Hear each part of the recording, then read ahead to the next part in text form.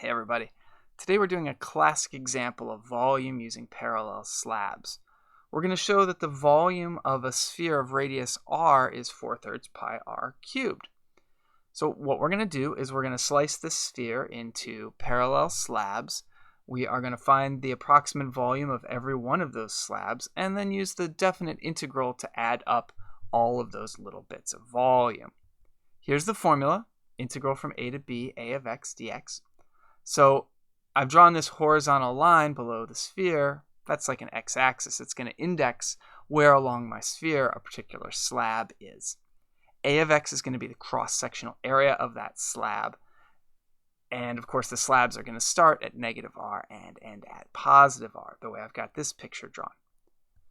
So we need a more specific picture that allows us to see one of those slabs and to relate it to the variable x, again, which is indexing where in the sphere our slab is. Here we go. It's important to recognize here that big R is a constant. It's the fixed radius of the sphere. Little r, on the other hand, the radius of the disk, is going to change as x changes, so that's a variable. The volume of the slab is going to be pi little r squared dx. The cross-sectional area, pi r squared, times the thickness dx. So that's great.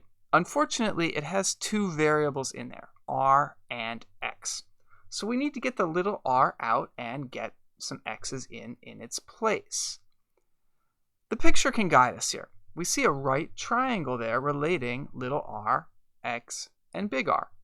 In particular, big R squared is x squared plus little r squared. Little r is the thing we want to get out. Let's solve for that. Little r equals plus or minus the square root of big R squared minus x squared. So now we can write the volume of one of those disks just in terms of x.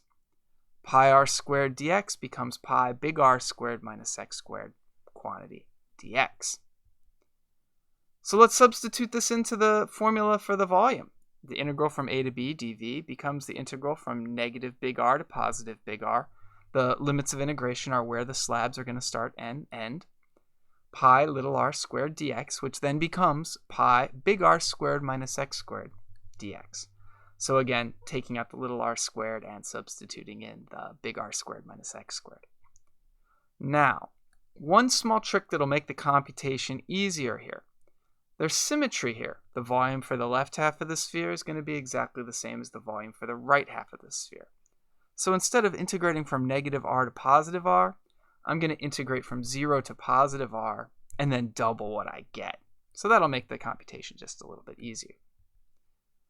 Actually integrating is the easy part of this problem. We remember that big R is a constant, so we don't need to apply any sort of integration or anti-differentiation rules to that. We look at the x's. In each case, we raise the power by 1 and multiply by the reciprocal of that new power.